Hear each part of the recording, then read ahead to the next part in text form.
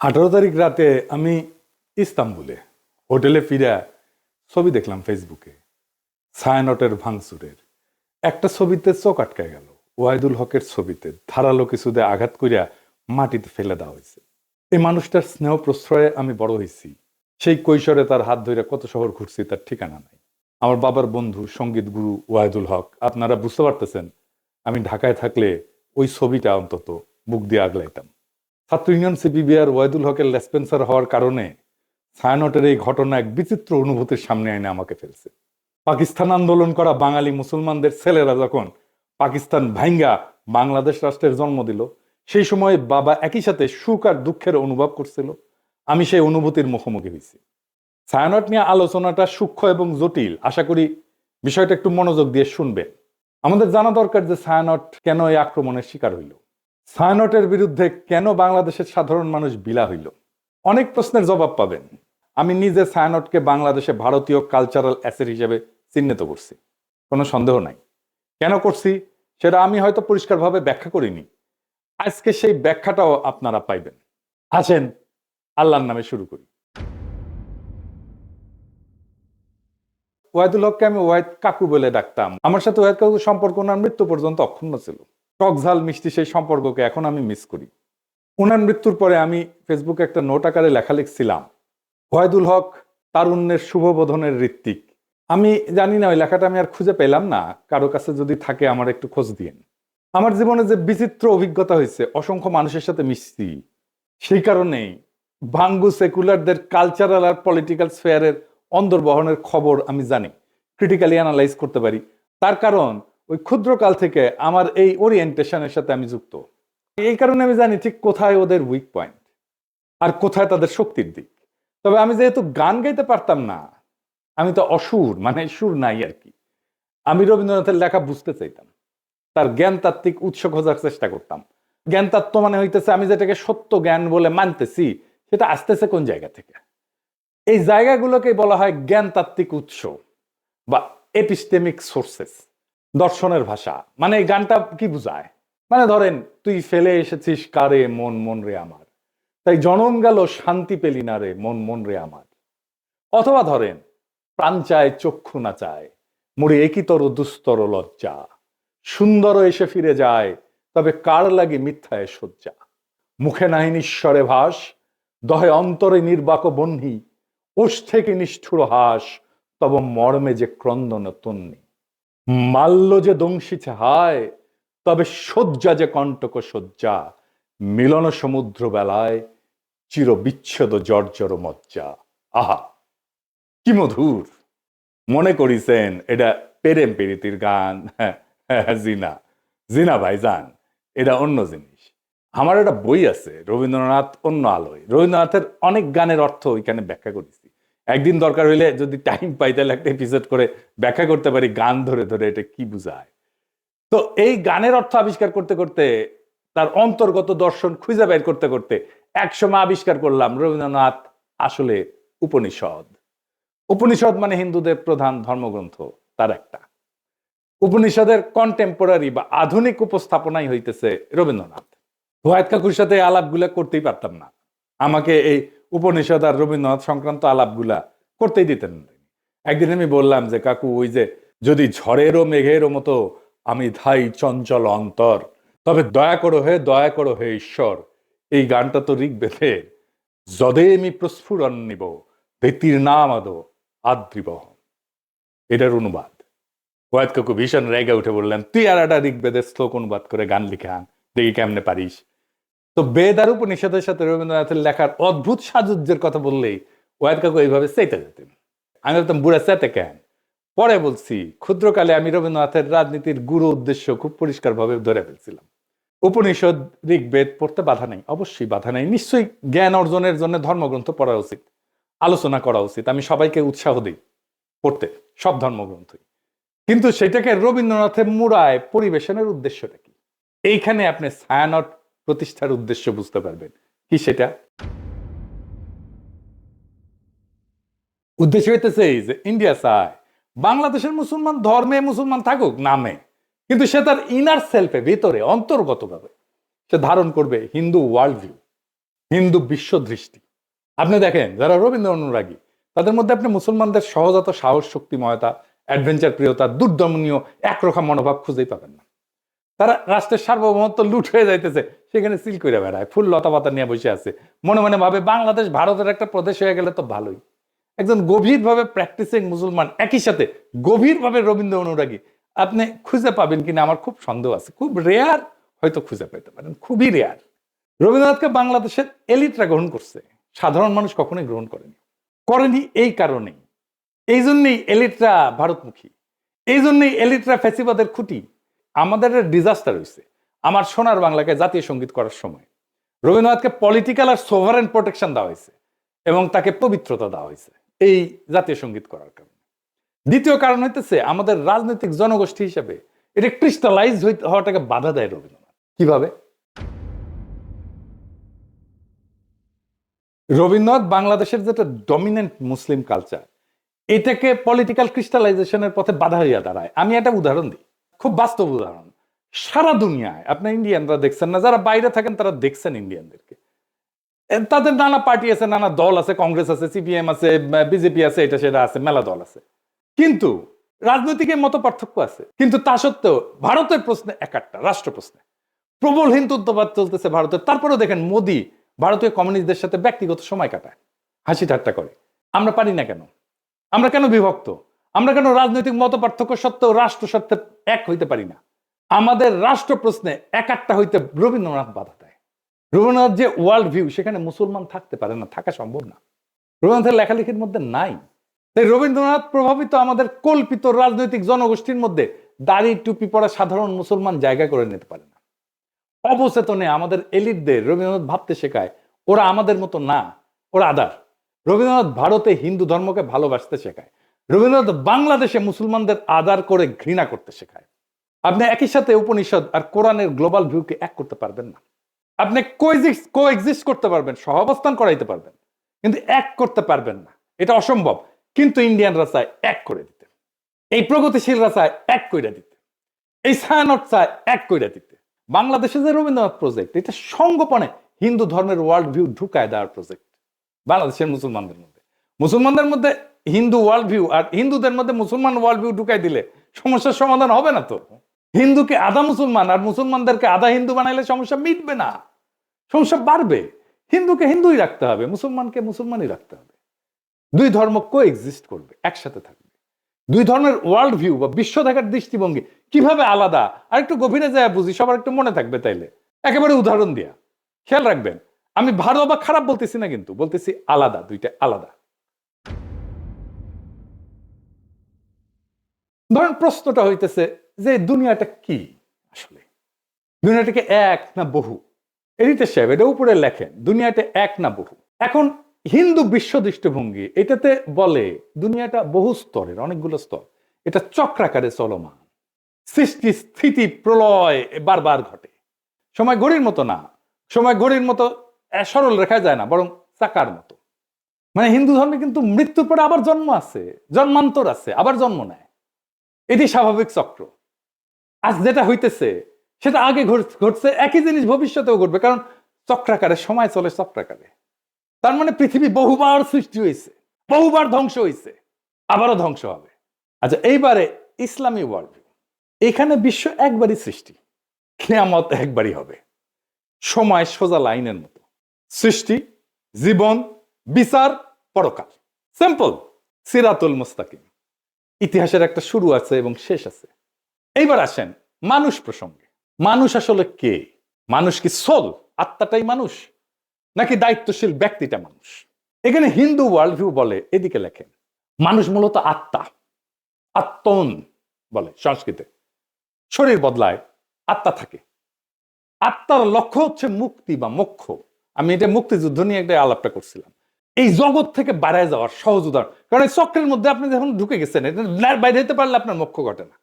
আপনি একটা পোশাক খুলে আর একটা পোশাক করলেন, পোশাক বদলাইলেন, কিন্তু আপনি বদলাইলেন না তো, তাই না? এই আত্মাই আসলে শরীর বদলায়।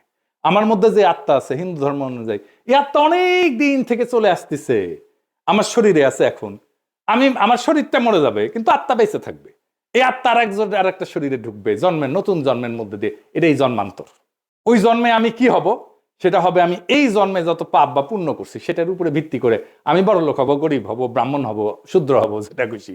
এবার ইসলামী ওয়ার্ল্ড ভিউ, মানুষ একক এবং অনন্য ব্যক্তি, এবং এই একটাই জীবনের একমাত্র সুযোগ, এটাই লক্ষ্য।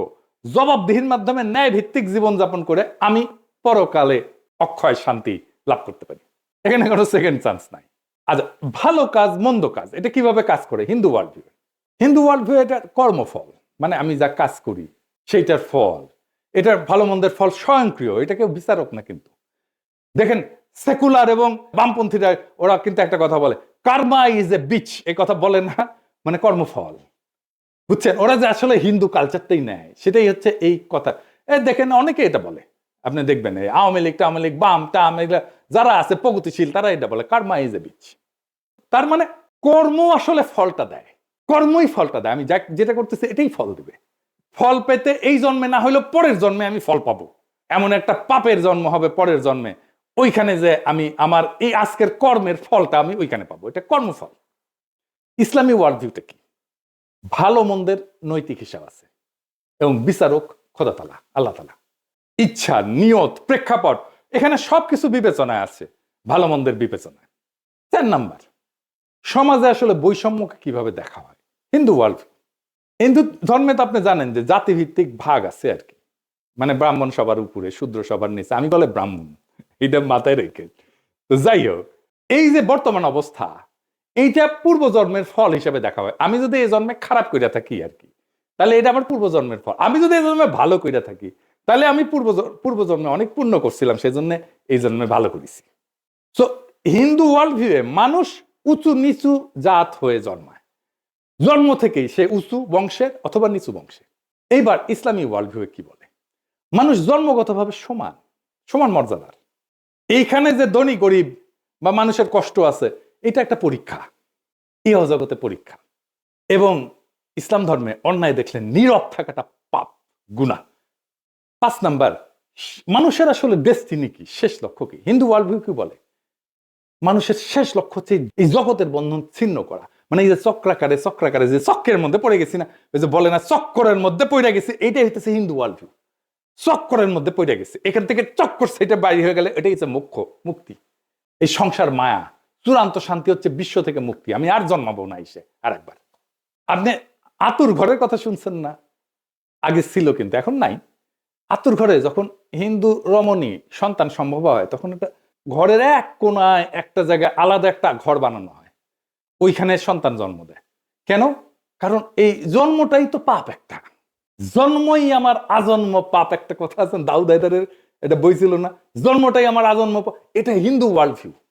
তাই জন্মটা যেহেতু পাপ এবং জন্মটা যেহেতু অপবিত্র, সেজন্য তাকে দূরে রেখে জন্মটা দিতে হয়। বুঝেছ? আচ্ছা, আর ইসলামী ওয়ার্ল্ড ভিউ কি? জগৎ মায়া না, এই দুনিয়াটা রিয়াল, এই দুনিয়াতে ন্যায় প্রতিষ্ঠা করাটাই কাজ। সমাজ, রাজনীতি, অর্থনীতি সব গুরুত্বপূর্ণ, এই দুনিয়া ইহজগৎ খুব গুরুত্বপূর্ণ। পরকালটাকে এই জীবনে ইহজগতে যা করছি সেইটার আমি ফয়সালা পাবো, বিচার হবে। তারপরে তার সেই অনুযায়ী আমি হয় বেহেশতে যাব অথবা দোজখে পড়ব। এই বিশ্ব একটা নৈতিক পরীক্ষা। মানুষ আল্লাহ তাআলার এক দায়িত্বশীল সৃষ্টি, যাকে পাঠানো হয়েছে দুনিয়াতে তার খলিফা কইরা। এটা একটা স্পিরিচুয়াল জার্নি, এটা কমপ্লিট করার জন্য। কমপ্লিট হয় হাসরের ময়দানে বিচারের সামনে যায়। কারণ প্রশ্ন হইতে পারে, তাহলে কি হিন্দু মুসলমান একসাথে একটা রাষ্ট্র বা সমাজে থাকতে পারবে না? হিন্দু মুসলমান দুই ধর্মের মানুষ কিভাবে তাদের স্বাতন্ত্র্য বজায় রেখে একসাথে শান্তিতে থাকতে পারবে? সেটার রাজনৈতিক সমাধান বের করতে হয় তো রাষ্ট্রকে। এর চাইতে বড় কাজ তো ভারতীয় উপমহাদেশে আর নাই। কিন্তু আগে সিদ্ধান্ত নিতে হবে আমরা শান্তিতে থাকতে চাই। সিদ্ধান্ত নিলে পথ বের হবে, পথ আছে। চালাকি কোনো সমাধান না, সমাধান চালাকি করে বের করা যাবে না। হিন্দুকে আধা মুসলমান বা মুসলমানকে আধা হিন্দু বানায় না, এটা হবে না। এইটা করতে থাকলে একটা অনিবার্য রক্তাক্ত সংঘাতের দিকে আমরা যেতে থাকবো, সমস্যার সমাধান করবে না, আর কঠিন জটিল সংকটের দিকে জাতিকে নিয়ে যাবে। শুধু জাতিকে না, ভারতীয় উপমহাদেশকে নিয়ে যাবে। কিভাবে সম্ভব? একটা ছোট্ট উদাহরণ দিয়ে বলি। দেখেন, আমরা যে ধর্মই পালন করি না কেন, রাস্তায় ট্রাফিকের লাল লাইট দেখলে তো সব ধর্মের মানুষ দাঁড়াই, তাই না? বিবাদ হইলে তো একই আদালতে যায় সব ধর্মের মানুষ ফয়সালার জন্য, তাই না? আমরা তো ভোট দিতে হইলে, নেতা নির্বাচন করতে হলে একই ভোট সেন্টারে যাই ভোট দিতে সব ধর্মের মানুষ, তাই না? এটাই নাগরিক হিসেবে একসাথে থাকা। নাগরিকত্বই আমাদেরকে একসাথে বাঁধবে। স্পিরিচুয়াল জার্নি না, আমার ওয়ার্ল্ড ভিউ না, আমার নাগরিকত্ব। আমি যেই যেই জায়গায় আমরা নাগরিক হিসেবে আমি শেয়ার করি সেই জায়গাটা আমাকে বাঁধবে। যাই হোক, আগের আলাপে ফিরে আসি। ছায়ানট নিয়ে বাংলাদেশের মানুষ চূড়ান্ত বিলা হয় 2018 সালে। হ্যাঁ, 2018 সালে যখন বাংলাদেশের মানুষের চোখে স্পষ্ট হয় মোদির সাথে ছায়ানটের সম্পর্ক। কেন ছায়ানটে হামলা হইলে মোদির বিজেপি বাঙালিদের জায়গায় উঠতে বলে? এটার উত্তর কি দেখছেন? ছায়ানটে হামলা, বাঙালিদের জেগে উঠতে বলল মোদির বিজেপি। কেন? কারণটা হইতেছে 2018 সালে ভারত সরকারের পুরস্কার পায় ছায়ানট। স্বয়ং মোদি অভিনন্দন জানায়।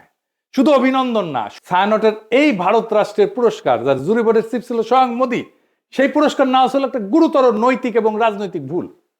এটা কোনো ভারত বিরোধী আবেগ না, এটা রাষ্ট্রীয় সহিংসতা, জনগণের স্মৃতি এবং সাংস্কৃতিক প্রতিষ্ঠানের নৈতিক সীমা, এই তিনটার সংঘাত। কিভাবে? রাষ্ট্রীয় পুরস্কার কিন্তু কখনো নিরপেক্ষ না। রাষ্ট্রীয় পুরস্কার মানে এই প্রতিষ্ঠান আমাদের রাষ্ট্রের নৈতিক এবং সাংস্কৃতিক বয়ানের অংশ। এটা কোনো ব্যক্তিগত শিল্পীর সম্মান না, এটা রাষ্ট্রীয় বৈধতার অংশীদারিত্ব। পৃথিবীর বহু মানুষের কাছে মোদি গুজরাটের কসাই নামে পরিচিত। এটা রাজনৈতিক গালি না, এটা একটা নৈতিক অভিযোগের একটা প্রতীকী নাম। বাংলাদেশে মোদি অসম্ভব ঘৃণার পাত্র। বাংলাদেশে মোদি বিরোধিতা কোনো বিমূর্ত বিষয় না, বাস্তব ঘটনা। 2021 সালে মোদি বাংলাদেশে সফরের বিরুদ্ধে ব্যাপক গণপ্রতিরোধ হয়, পুলিশের গুলিতে সংঘর্ষে বহু মানুষ মারা যায়, শহীদ হয়। সাধারণ মানুষ এটা প্রতিরোধ করছে। কেউ এটা অস্বীকার করলে সে ইতিহাস অস্বীকার করতেছে। এখন প্রশ্ন হইতেছে, যে ব্যক্তির আগমনের বিরুদ্ধে বাংলাদেশের মানুষ জীবন দেয়, তার নেতৃত্বাধীন জুরি বোর্ডের মনোনয়নের পুরস্কার নেয় একটা রাষ্ট্রের কাছ থেকে, ছায়ানট এটা কিভাবে সংস্কৃতি বলে চালায়? আর সেই রাষ্ট্রের কাছ থেকে, যে রাষ্ট্রের বর্তমান সরকার মুসলিম নিধন, নাগরিক বঞ্চনাকে স্বাভাবিক করে তুলছে, কাশ্মীর থেকে দিল্লি সব জায়গায় এটা প্রমাণ আছে। এই দুই অবস্থান। এখন ছায়ানট তো বলতে পারেন আমরা রাজনীতি করি না, এ দাবি আর টেকে না। এই যুক্তিটা সবচেয়ে বড় ভণ্ডামি। কারণ রাষ্ট্রীয় পুরস্কার গ্রহণ করে একটা রাজনৈতিক কাজ। রাজনৈতিক ক্ষমতার কাছ থেকে সম্মান নিলে আপনি রাজনীতির ভেতরে ঢুকে পড়েন। রাজনীতি করি না বলার তখন সুযোগ থাকে না। রাজনীতি করি না বলার সুযোগ একদম শেষ হয়ে যায়। রাজনীতি না করলে ওই পুরস্কারটা প্রত্যাখ্যান করতে হয়, গ্রহণ করলে রাজনীতির দায় নিতে হয়। তো মোদি কেন ছায়ানটকে বন্ধু মনে করে বুঝতে পারতেছেন তো? এটা তো কোনো কাকতাল না। এই প্রশ্নটা সবচেয়ে ভয়ঙ্কর। মোদি ছায়ানটকে বন্ধু মনে করে কারণ ছায়ানট ভারতীয় সাংস্কৃতিক হেজিমনিকে বাংলাদেশে ফেরি করে। তারা সফট হিন্দুত্ববাদকে রবীন্দ্রনাথের মোড়কে উপস্থাপন করে বাংলাদেশে ফেরি করে।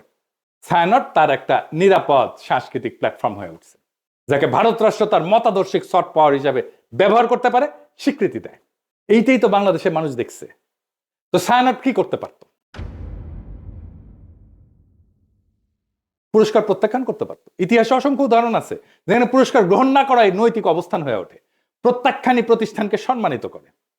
ছায়ানট যদি বলতো বাংলাদেশের জনগণের স্মৃতি এবং রক্তের ইতিহাসের কারণে আমরা এই রাষ্ট্রীয় পুরস্কার গ্রহণ করতেছি না, সেটাই হয়তো সবচেয়ে শক্তিশালী সাংস্কৃতিক বক্তব্য, সবচেয়ে বড় নৈতিক শিক্ষা, সবচেয়ে বড় আন্তর্জাতিকভাবে সম্মানজনক অবস্থান এবং দেশের মানুষের ভালোবাসা পাওয়ার রাস্তা।